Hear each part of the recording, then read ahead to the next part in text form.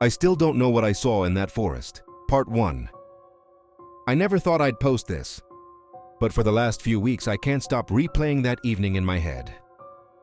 Maybe writing it out will finally let me sleep. It was around 6 in the evening when I went for a walk in the old forest near my parents' house. That place was always calming for me. Familiar trails, pine smell, childhood memories. But that day something felt wrong. Like the forest didn't want me there. The moment I stepped under the first trees, a heavy fog began to crawl between the trunks. Not normal fog. This one was thick, wet, almost heavy. Every sound inside it felt muffled. It was so quiet that I could hear my own breathing. Then a sharp rustle came from the left, like something being dragged across the ground. I froze, stared into the fog. Nothing. I tried to brush it off as some animal. But the deeper I walked, the darker the forest seemed to get. A few minutes later, the rustle came again, this time from the right. Longer, heavier, like something large was crawling across dry roots. I tried to laugh it off and whistled softly. "Hey, don't scare me. I'm just walking here." But instead of fading, the sound changed. The rustling turned into soft, slow footsteps approaching through the fog. My whole body tensed, but before I had time to do anything, something burst out of the gray mist and ran straight to my feet. A dog, wet, dirty, trembling, with tangled fur and wide, terrified eyes. Eyes that looked like they had just seen something no animal should ever have to see. The dog sat right by my leg and whimpered at the fog behind us. I crouched and tried to calm him. "Hey, it's okay. Did you get lost?" He didn't run. He pressed himself tighter against me, almost begging not to be left alone there.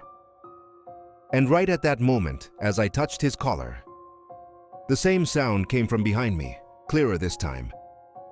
Not a rustle, not footsteps, a low, almost human breathing. I spun around. There was nothing in the fog, but the fog itself moved, as if something was standing there, its shape hidden inside the thick white wall. Shadows merged, separated, shifted. A cold shiver crawled up my spine.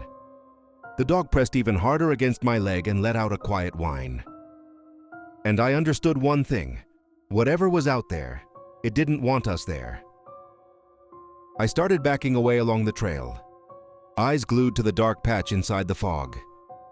And as I blinked, the patch changed shape. It stretched upward, became vertical, like the outline of a person, standing perfectly still, watching, or maybe it only looked like it was watching. My heart was pounding so hard it felt painful. The dog growled and kept stepping backward. And then the silhouette tilted its head slightly, just a little, like it was studying us. I don't remember how we ran out of that forest. The only thing I remember is the rhythmic rustling behind us, like footsteps following us all the way to the forest edge. The forest stood as a dark wall. Everything inside it was swallowed by thick, silent, white fog. Out here the air felt normal, as if whatever happened in those trees didn't belong to this world.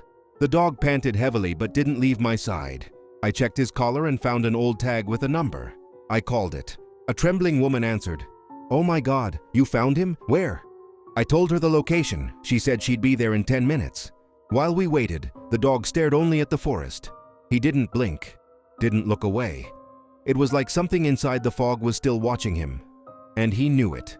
I tried not to turn around, but I felt pressure between my shoulders, that instinctive feeling when someone is staring at you.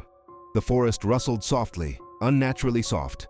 The woman finally arrived, ran to the dog and hugged him tightly. "He disappeared 2 weeks ago," she said, crying. "We searched everywhere. I thought he was gone." Then she looked at me.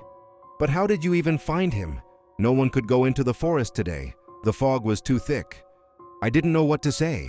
Even if I told her the truth, who would believe it? Only at home did I remember something that made everything worse. When I touched the dog earlier, I saw a long scratch on his side. Not dirt, not a branch, something too thin and too deep, almost like claws.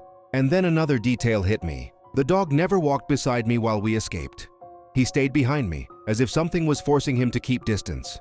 But the moment we stepped out of the fog, he stopped looking back completely. Before we continue, this is part 2 of the story. Tell me in the comments if anything like this has ever happened to you. And let's begin. As if whatever was inside the forest couldn't cross that boundary. 2 days later, the woman called again. Her voice was shaking. Do you know what's happening to him? He barely eats. He sits at the door and stares at the forest. Last night he growled. Not at people, not at animals, at the window. She hesitated, then whispered, I honestly don't remember how I got out of that forest.